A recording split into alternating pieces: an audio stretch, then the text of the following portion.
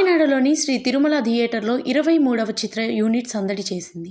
చిత్ర నటీనటులు, దర్శకులు హాజరై ప్రేక్షకులతో కలిసి కొంతసేపు సినిమాను వీక్షించారు. అనంతరం వీక్షకులతో కలిసి ముచ్చటించారు.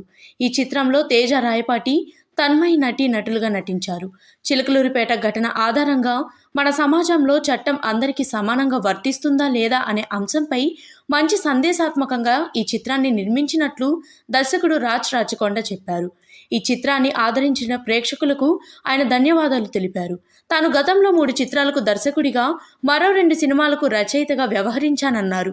1993లో చిలకలూరిపేటలో జరిగిన సంఘటన ఆధారంగా ప్రేమ కథతో కూడిన సందేశాలతో ఈ చిత్రం నిర్మించినట్లు చెప్పారు.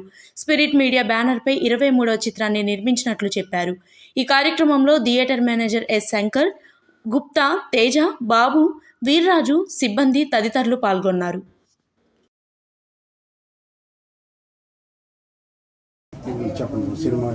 నా పేరు రాజు అండి. ఈ 23 సినిమా డైరెక్టర్ని. తేజ సాగర్ పాత్ర చేశాడు, తన్మయ్ సుశీల పాత్ర చేసింది. నేను దీనికన్నా ముందు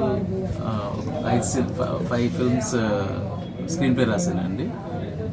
డైరెక్షన్ వైజ్ మలేషియం 2019, తర్వాత ఒక హిందీ సినిమా 8 AM మెట్రో, తర్వాత ఈ తెలుగు సినిమా 23 అండి. ఇది mainly 1993 Chilakaluripet bus burning incident మీద తీసామండి సినిమా. 90% ఆఫ్ ద సినిమా వీళ్ళిద్దరు ఒక లవ్ స్టోరీ అండి. వీళ్ళు ఇద్దరు వీళ్ళిద్దరు బస్ బర్నింగ్ ఇన్సిడెంట్లో వీళ్ళు చేసే ముందు వీళ్ళ జీవితాలు ఏంటి,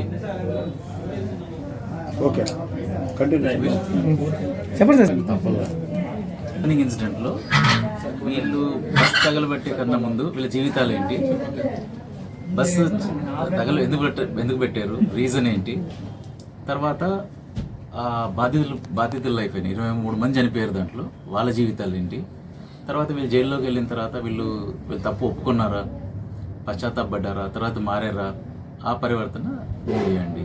ఇది సినిమా 90% ఆఫ్ ద సినిమా ఇదండి.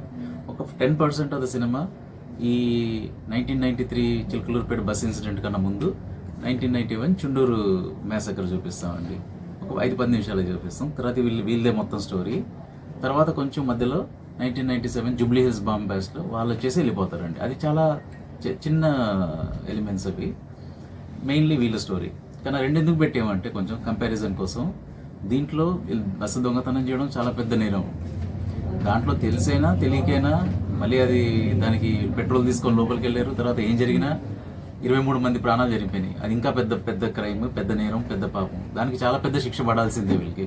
కానీ 91లో 97లో వాళ్ళు ఉద్దేశపూర్వకం చేసిన హత్యలు అవి. వాళ్ళకి తెలిసి చంపారు. ఇక్కడేమో బాంబు పెడితే చాలా మంది చనిపోతారని తెలుసు, 26 మంది చనిపోతారని తెలుసు, అయినా చేశారు. సో వీళ్ళకి పడాలి, కానీ వీళ్ళకి అంతేనా పడాలి, ఇంకా ఎక్కువ పడాలి, కానీ వీళ్ళు తప్పించుకున్నారు. అది కూడా ఒక అంశం అండి మూవీలో ట్రై చేసి చెప్పింది. బట్ అది మైనరే. మేజర్ ఏంటంటే జైలుకి వెళ్ళిన తర్వాత ఒక దొంగ వెళ్తాడు, రేపిస్ట్ వెళ్తాడు. దొంగ లోపలికి వెళ్ళి మారకుండా వెళ్తే మళ్ళీ దొంగతనం మీ ఇంట్లోనో మా ఇంట్లోనో చేస్తాడు. అది ఒకటండి. రెండోది రేపిస్ట్ వెళ్తాడు, ఒక అమ్మాయి జీవితం ఆల్రెడీ నాశనం చేశాడు, లోపలికి వెళ్ళి మారకుండా బయటకు వెళ్తే మళ్ళీ ఇంకొక